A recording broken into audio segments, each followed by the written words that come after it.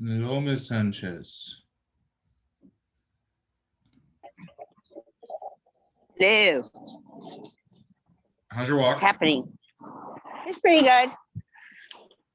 It's spring break, so get to have a little change in the morning now again. Then back to driving to school again. I don't know that life. My son doesn't drive to school yet. But he will Unfortunately, you were in a right. blink of an eye. You were. I was looking at that this morning actually. Last night, I was sitting there thinking about because I got those reminders on Facebook, like your Facebook reminders, and Yeah. like seeing the pictures of him that popped up. I'm like, holy crap!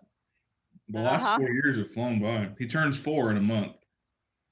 Seriously, when I get those reminders and they're 5 years ago, I'm like, oh, she was such a cute little sweet kid. What happened? Preteen life is no joke.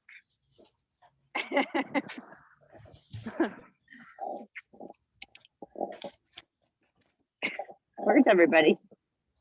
They're on here just silently staring. Jacob's driving in his cool man shades. Oh, Roseanne's in her office in Phoenix. Paige is sitting at her desk at her house. Mara's in her office. Kelly's in her office. Larry's a ghost. There's Larry. Tina's on. Shoshana's on. And just like that, it's 8 o'clock. Woo. All right. Somebody tell me something good. I want to hear your goodness today. I'll call on people. I'll do it. 3. Closing day. Dang, Shoshana saved you guys. Not only is it a closing day, what is it today, Shoshana? It's a double closing day. Yeah. And also your first closing day. Yes. So your All first that. closing is a double closing and a high five. Thank you. You guys hear that? A double closing. So Shoshana tangled the double-headed beast on her first deal. Okay. Yep. A simultaneous sell buy. And I think she did pretty good at it. Thank you. Just do this real quick, Shoshana. Just brush your shoulder off, Okay. Well, good morning, everyone. Who else has something good to talk about? Larry, I mean, we saw your post on Facebook. You're past the bins, or you're steamrolling close on that $2 million deal. Yes, I am. We close on April 1st, actually. And got a call out of Mexico for someone to look at the condo I have listed down there. Actually, David Jones is involved in that. I don't know if it's a client or what's going on there, but he's the one who contacted me about it. So yeah, he's been partnering with the market center down there to help them out. Yeah, doing a lot of training stuff and things like that, doing MREA and things. So very cool stuff. That's happening down there. My other new listing, the $1.1 million listing, is rolling toward fruition. We have a pre-listing inspection today. Let me ask you, would you consider that $1.1 million listing something that needs to be updated? Yes. So it really depends on the buyer. It could lend itself to being okay the way it is for someone, but there are some smaller things. The whole house doesn't need to be updated, but like the lighting fixtures are 1990. The house was built in 1990. The folks that were living in it were in their late 70s. Gotcha. So, you can kind of imagine. But there's also some really cool stuff in there. The jet tub and the master, the way the master walk-in closet is huge that they built onto the house. And it does, somebody's going to walk in and go, we'd like to update this, but they just redid the granite countertops in the kitchen. Mm-hmm. And the kitchen's, is huge. It's really nicely done. Ooh. So yeah. I like it. 3,000 square foot house, 1,300 square foot second house. It's a complete second house for a rental or multifamily situation, and it's disconnected off. It's on the property, but off to the left. A huge man cave workshop, and attached to it is a great little hobby room So like a his and hers kind of outdoor thing. And then a nice big 10-foot deep pool with a huge Ramada built on it. Yeah. Ramada has a fireplace, a barbecue pit, and again, covered for, outdoor fun and activity. And the whole place is fenced, 3.5 acres, right next to Arizona National Golf Course. Perfect. Sounds I'll take it. I'll take it. Coming, Move into it, and pay for it. So it's got a guest house. I mean, it is a guest house. Well, that's good stuff. All right, someone else. I got a text from somebody I got to read because he's on the call and he texted me, oddly enough. Oh, I got a buyer's consultation today. Attaboy. That's 3 this week, right? That you've set? Yeah, I went on tomorrow too, actually. I think 2 tomorrow. That's awesome. Let's get some brokers signed. Let's get some contracts written. Uh, That is some goodness. If I can throw some positives in there, Diego, Jacob, and Stormy are in the town hall every day, just hammering the phones. Every day, doing what's supposed to be done, and there's success already happening. Diego, you've done more than just one consultation so far, haven't you? 7. Yeah, I've done a few, and I have some people getting approved for loans right now. So it's been pretty good. Appreciate it, Larry. Don't want to single out Jason doing the same thing and killing it every day. So keep up consistency, guys. That's what it's all about. All right. It is Thursday. It is the magical day of Thursday. I don't have anything special planned today, but I want to know what you have struggled with this week that we can help you with as a group. What is something that you felt like you need a little stronger scripting on, or maybe an objection you heard that you would like a little bit better tooling around? This is your time to shine. You know, I have an agenda, so I can talk about anything. I've still got buyers who say, oh, everything's just exorbitantly priced right now. We're just going to wait. And I'm just like, really? You think it's going to get better? Okay, let's hear it. I want you to do it. Somebody be the agent and Mara's going to be the client because Mara knows that situation really well. Cool. You're not the only one handling it. Who's going to be brave and bold? What's the script? So Mara's got a buyer that's just telling her they're going to wait because everything's exorbitantly priced right now. I'll try it. All right, Diego, you're the agent. Mara's your client, and go. So, Maro, you're telling me you want to wait and see if the market gets better? Is that what you're saying? Well, yeah, everything is just so overpriced right now for what it's worth. Okay, I completely understand that, but you think you renting right now, overpaying in rent because it's going up, is going to save you money in the long run? Or wouldn't you rather be making those payments towards something that's going to be yours? Well, we don't have to move. Actually, we do own, so we're just going to wait out the market. Oh, so you own a house. Wow. Are you thinking of upgrading?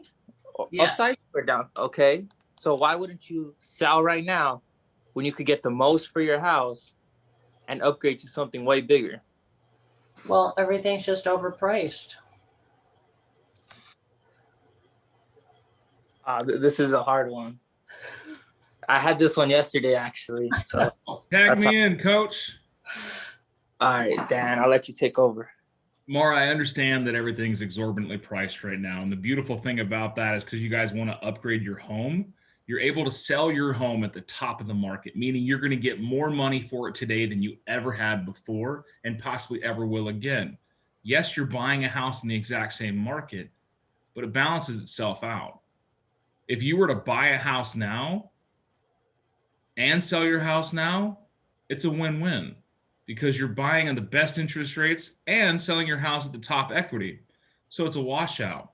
If you were to sell your house now and potentially wait 6 or 7 or 8 months and the market continues to go up, then you'd be in a worse position, right?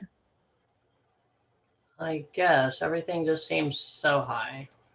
And if that's the thing is if you were just buying a house, I would understand. But we're going to sell your house too. So you have all that extra equity you get to use. Doesn't it make sense to live the life you want now and then instead of waiting for the perfect conditions to never show up?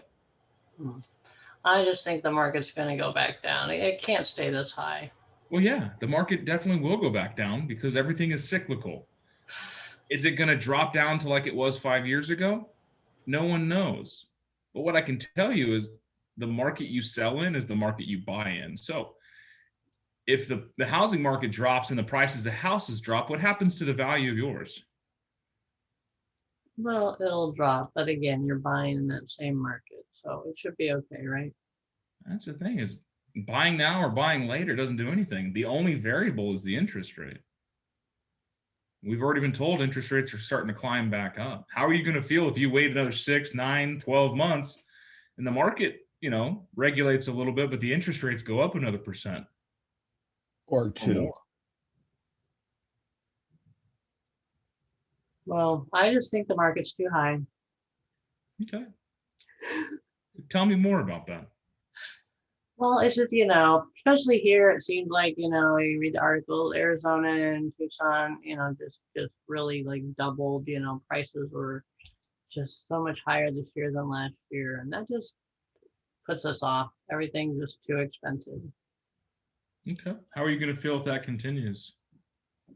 Well, guess we'll just do with what we have. Right. What was making you want to get a new house anyways? I can't remember. XYZ, that's why we wanted to move. Okay. Well, Mara, you still deserve to have XYZ. Yeah, I just don't want to get stuck with a super expensive house. You won't. Because you're going to sell your house super expensively and you're going to buy one super expensively and you're going to be in the same position in a better home to give you a better life so that you can get XYZ. Okay, you were pretty convincing. When somebody is selling a house in this market, Diego, and they're buying a house in this market, does the increase in value do anything to them? I mean, they can't overpay because it has to appraise, right? Not even that, but if you're a buyer, if you're just a buyer, meaning you're coming from a rental and you're buying a house in this market, do the high prices affect you? Absolutely, right? Because it's a single-sided thing. You're buying, you're only consuming. Now, if you're also selling a property in this market and then turn around and buying a house in this market, do the high prices affect you as much? No. No, I want everyone to just let that soak in. Shake your head, get the bugs out. Nope. Even say nope to yourself if you want. Can I share a projection? Like same topic that I got yesterday? Yeah, 1 second. Larry had his hand up. Oh, okay. Yeah, I was just going to say that a phrase that I've used in that conversation with people that seems to connect is this phrase. It's all relative. Mhm. If the prices of the houses right now are where they at, if they come way down, guess what? When you go to sell your house, it's going to come way down. So you hit on it earlier, Dan. The only variable is the interest rate, and we know, and your power is in the fact that we know the interest rates are going to go up and probably never come back down for a long time to come, because we have to read the way the economy is going to have to go through the recovery process. So really it comes back to that interest rate conversation. And if it gets, if you exhaust everything else, you get down to the numbers game. Let's take a look at the numbers. What do you owe on your house? What kind of equity are you going to be able to pull out of it?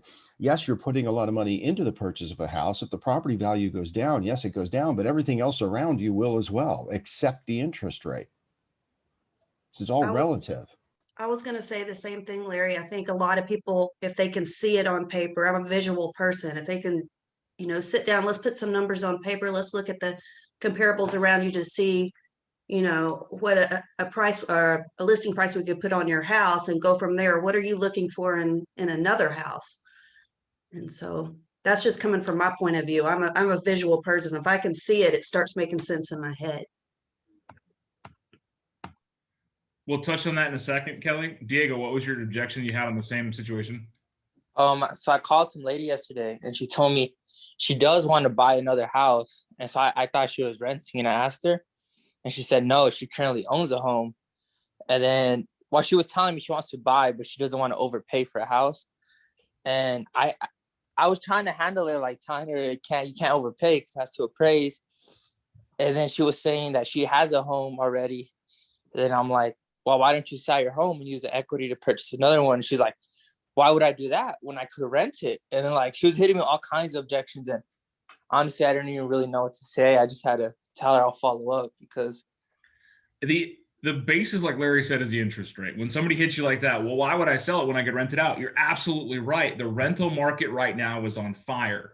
You can get a renter in your property, help create cash flow, and leverage that to go buy the house that you've been looking for. On top of that, you're going to get a fantastic interest rate, so you're not going to overpay. What's more important, the initial investment or the monthly expense? maybe the initial investment. Not sure. The monthly expense. Nobody gives a damn about the down payment if they have it. What they give a damn about is the monthly payment. Because even unless you are paying cash for a house, all we ever talk about is what? The monthly payment. As Americans, we have been bred and created to understand you're gonna have a mortgage payment. 30-year debt anchor. They don't do that shit in the East or in Europe, but whatever. But we understand that because it's all about the monthly payment, monthly payment. Yes, I make $50,000 a year and I can buy a house and my monthly payment is $1,400 a month. Okay, great. You bought a $250,000 house. What's scarier to sound like, $1,400 a month or $250,000 in cash? Most Americans will never have that much cash in their bank at one time. They'll have that money come and go over the lifetime easily, but they can save up $1,400. So when somebody says, I don't want to overpay, then you ask them, what's important to you? Paying cash for the property or having a monthly investment you can afford?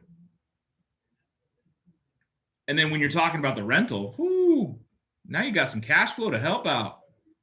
Somebody lifting the weight for you. I love rentals. Like Kelly was saying, put it in paper, Mara. Send them a comparison. What you sell your house for, what you would net. Use that money as a down payment on the new house in this market, where you'd be at in the payment. Like, and see, like you could show them your payment would go down. Your monthly investment would stay the same. I sell my house right now. I make $50,000. I go put $50,000 down in the next house. I can go buy a $500,000 house and keep my payments relatively the same. Just because the interest rates in 1 year.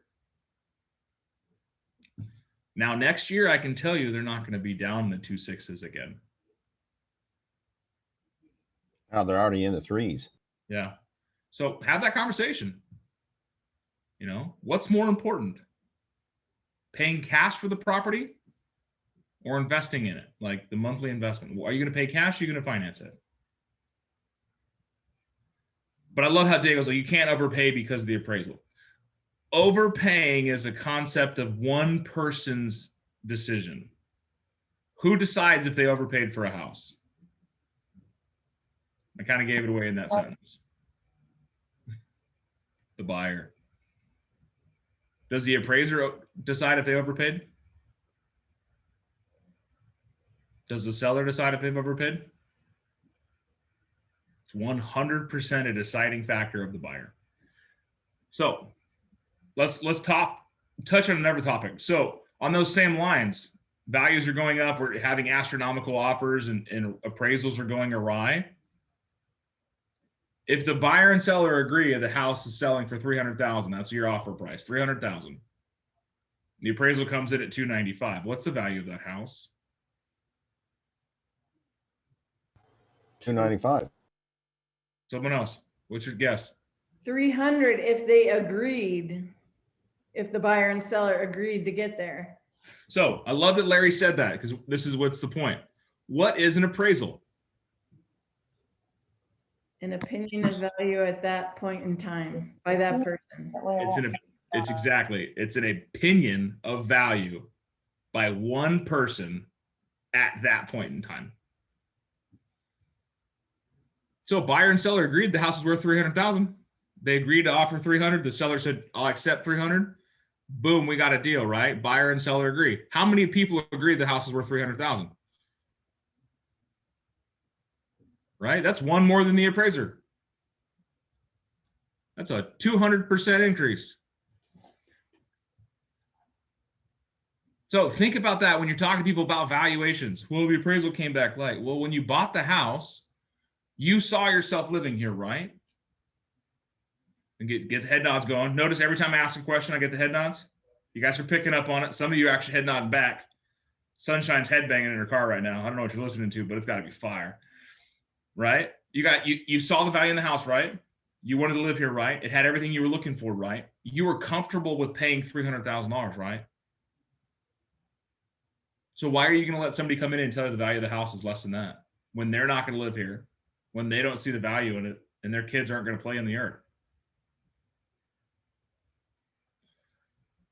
Getting people to re-engage in what we call the ether, get them in the ether, you get a lot more motivation out of them.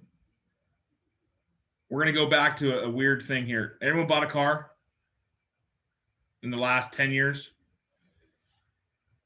Were you super stoked? You were in there, you drove it, you were excited, you drove it around the block, you're like, this is my car, I love it. You started thinking about the car in the driveway, and you're going to show all your friends. You're going to go, show your mom, take it on the cruise, all these things, right? And then you get there and you have one glimmer of, did I pay too much? Right? You ever had that thought, like, did I pay too much? Everybody has that thought. Everybody has that thought. Does that thought happen when you're at the dealership and you're driving around and you're part of that engagement? No, that thought happens in the next morning after you wake up the next day. Then you walk outside and you see the car in the driveway and you're like, no, it's pretty, I like it. What happened is you were removed from the ether. You took yourself out of the ether. You left the environment, you left the energy, you left the emotion, and you became logical. Unfortunately, large purchases make us doubt. The problem with a $250 or $450 or $550,000 purchase is that thought comes in like a Tomahawk missile. And you can think about it up front, like, I don't want to make the wrong decision. The fear of making the wrong decision, right? That's what Mara's dealing with. It's not that the market's too expensive. They know the market's too expensive. What she's dealing with is a client that has the fear of making the wrong decision. We want to buy, we want to upgrade, we just don't want to pay too much, which is being foolish and paying too much, right? Making the wrong decision. So we educate, show them the options, give them the information, but then put them back in the ether. Remind them, right? And I said that tomorrow, you still deserve X, Y, and Z. Right? X, Y, and Z was your goal. You still deserve to get there. That puts them back in the ether, puts them back in the emotion.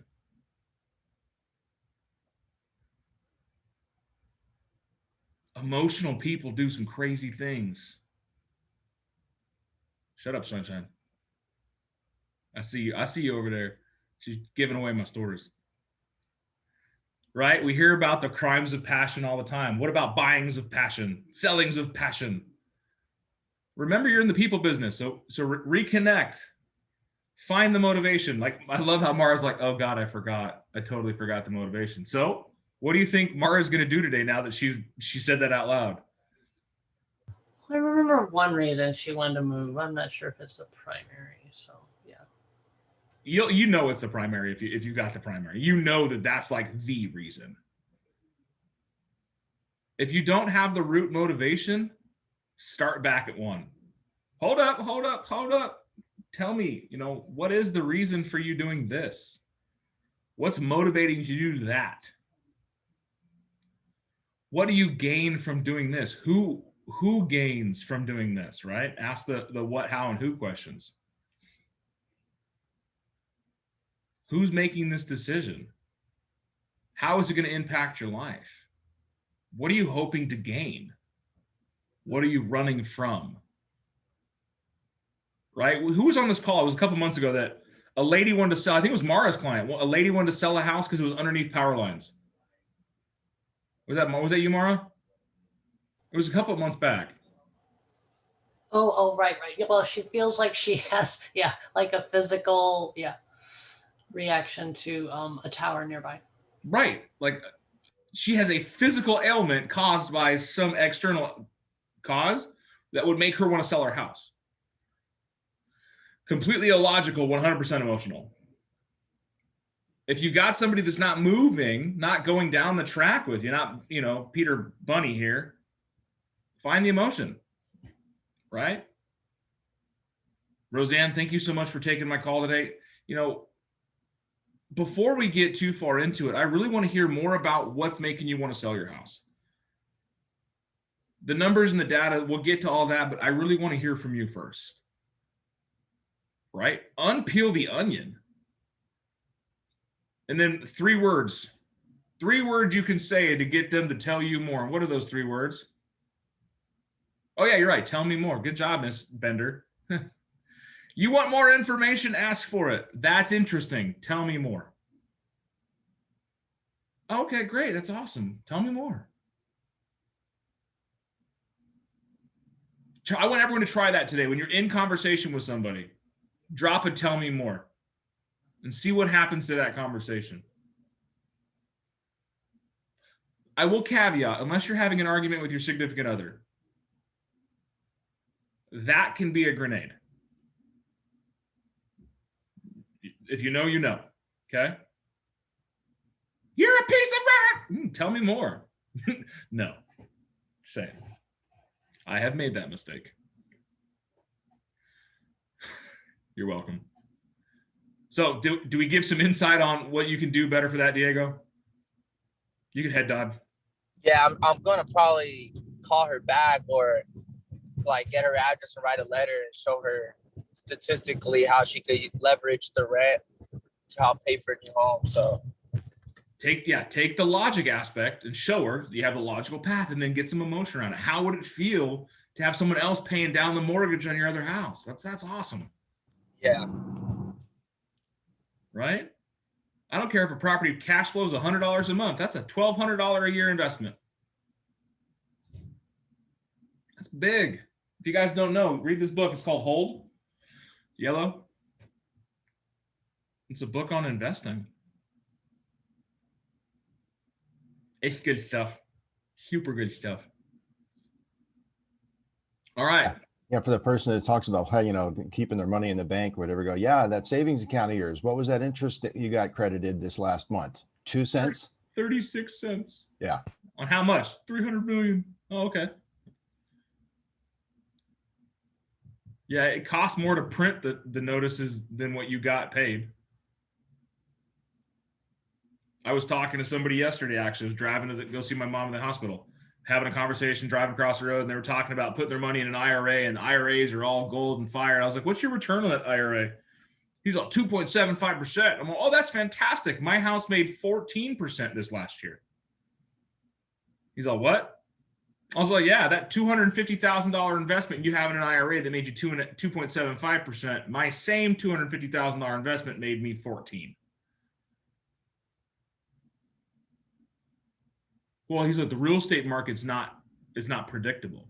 IRAs are. I was like, oh, okay. So a government-backed security is more stable than the consumer-led market of housing? Yeah, I trust the government too. 100%. Throw my money at the politicians, please. So real estate is a fantastic investment. If you're working with people that are in situations where they own a house and want to buy a house, very easy. Kind of difficult if you're working with a buyer buying in this market. We'll talk on that for a couple minutes to get you started for tomorrow. But when you have a buyer, a sole buyer who does not have the investment side of things, like a rental conversion, or first-time home buyer, or moving into the area, the interest rate is the key, right? That is the good purchase. That is the good deal. Now, create long-term vision. How long are you going to live in the house? What's the house going to do for you? What is your family going to do? What are you going to grow into, right? They got a newborn baby and they got a 2-bedroom house. Is that going to work? Right? Okay. What they get a 3-bedroom. Okay, great. This gives you room to grow. Do you want to have more kids?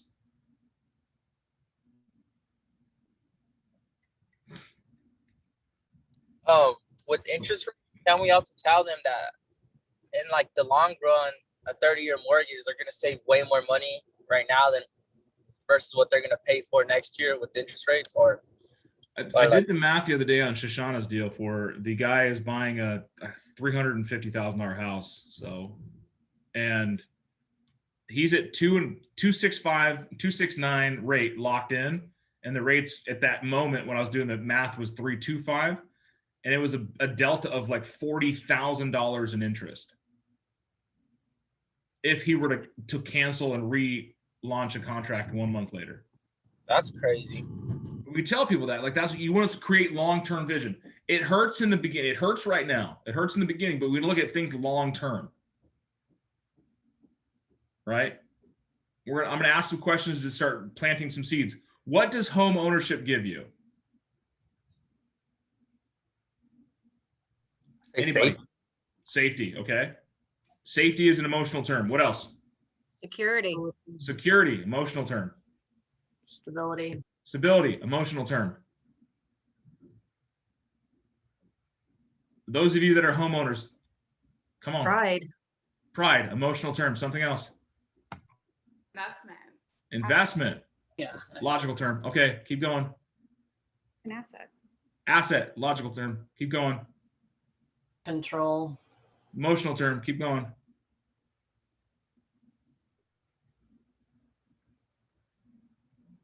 A roof over my head. Safety, security, comfort, emotional term. You get what I'm getting at?